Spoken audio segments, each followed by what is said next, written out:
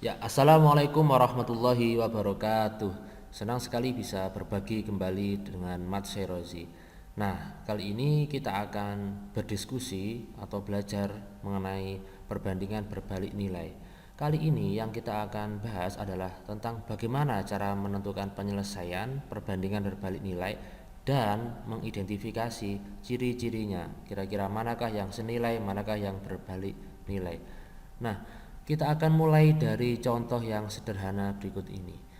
Perbandingan berbalik nilai itu biasanya hubungannya dengan kecepatan dan waktu, atau bisa juga seperti ini. Jadi suatu pekerjaan dan waktu. Jadi intinya sebetulnya kecepatan dan waktu. Ya, contoh.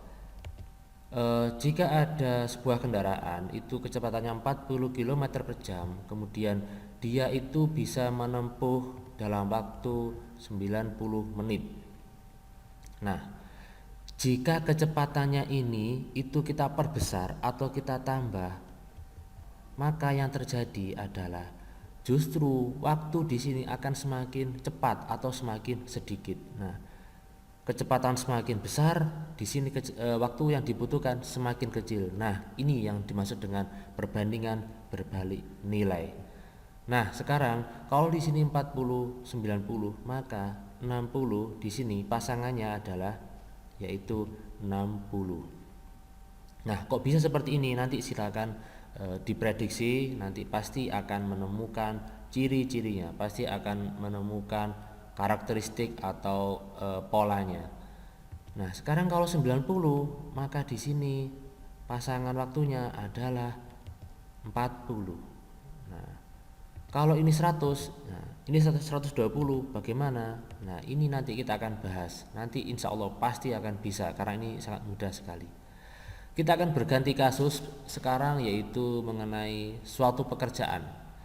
Suatu pekerjaan jika diselesaikan oleh 4 orang, maka waktu yang dibutuhkan itu adalah 30 hari.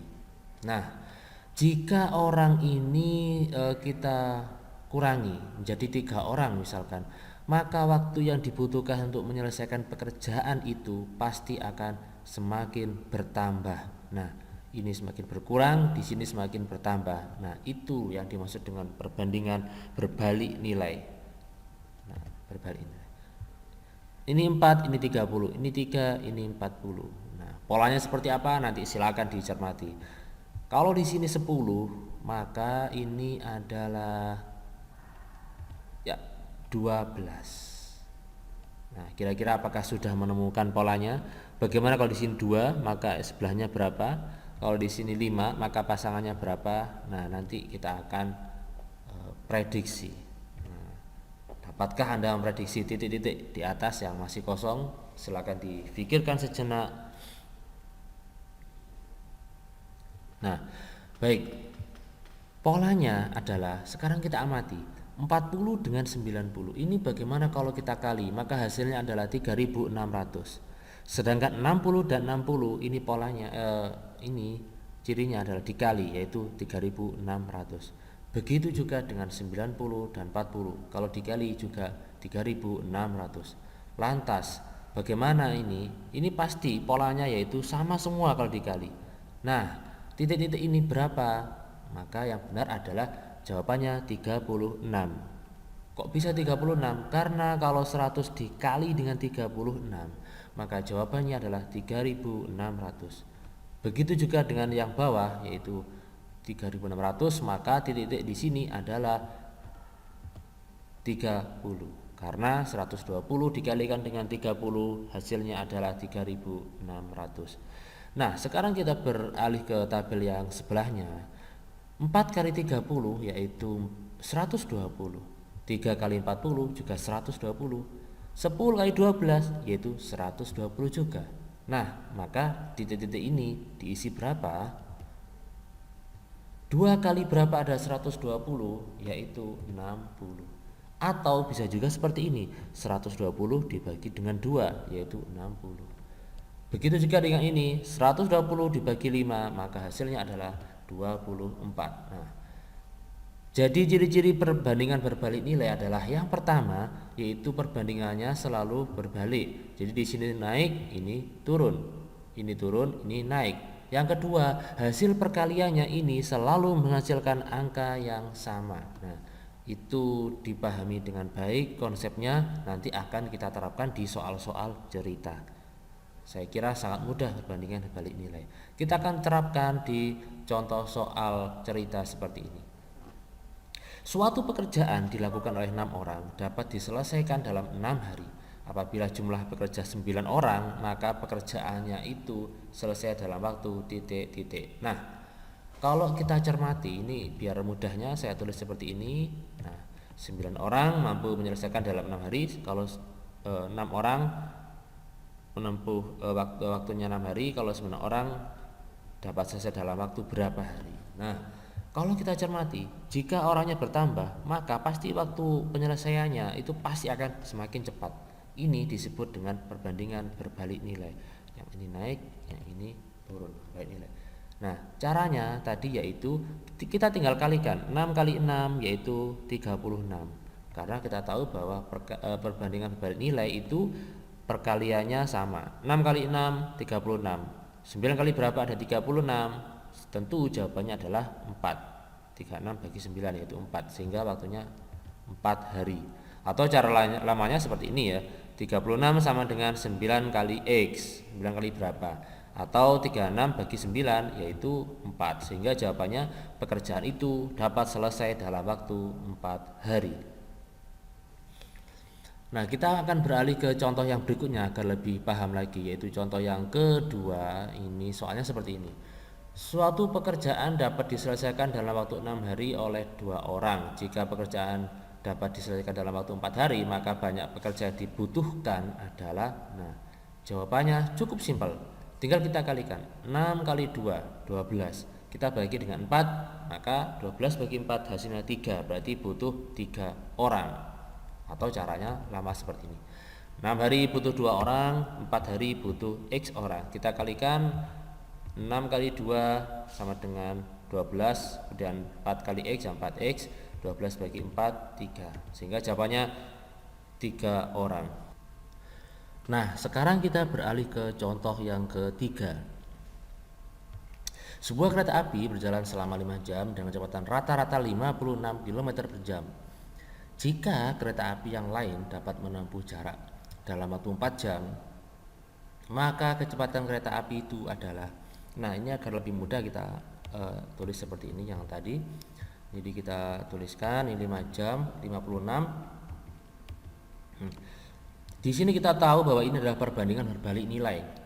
Karena kalau waktunya semakin pendek atau semakin cepat, maka kecepatannya perlu kecepatannya pasti ini semakin besar.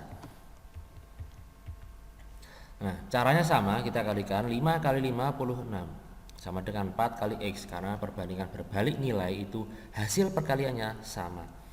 Nah, ini agar lebih mudah perhitungannya, ini lebih enaknya kita bagi dengan 4. Salah satu dari 2 ini kita bagi dengan 4. Sehingga seperti ini. Nah, 56 dibagi dengan 4 itu adalah 14, sehingga jawabannya 5 kali 14 yaitu menghasilkan angka 70.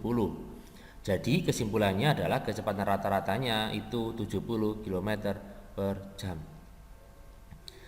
Nah, dari contoh 1 sampai 3 ini kira-kira pasti bisa kita pahami dengan mudah. Sekarang permasalahannya adalah bagaimana cara kita membedakan atau mengidentifikasi mana soal cerita ini perbandingan berbalik nilai atau bukan berbalik nilai.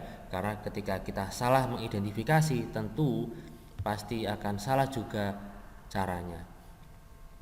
Nah, contoh, kejadian manakah yang merupakan perbandingan berbalik nilai dari contoh soal cerita berikut ini? Soal yang pertama. Sebuah kapal dapat dibuat oleh 45 orang selama 24 hari. Jika ada pesanan kapal harus selesai dalam waktu 18 hari, maka berapa orang pekerja yang diperlukan? Nah, di sini kita cermati, 45 orang itu butuh waktu 24 hari. Kalau waktunya dipercepat, berarti orangnya yang bekerja pasti akan lebih banyak. Nah, ini adalah contoh perbandingan berbalik nilai. Sekarang contoh berikutnya, seorang pedagang membeli 24 kg mangga seharga 42.000 pada hari berikutnya. Ia membeli 60 kg mangga dengan kualitas yang sama. Tentukan besarnya uang yang harus dibayar.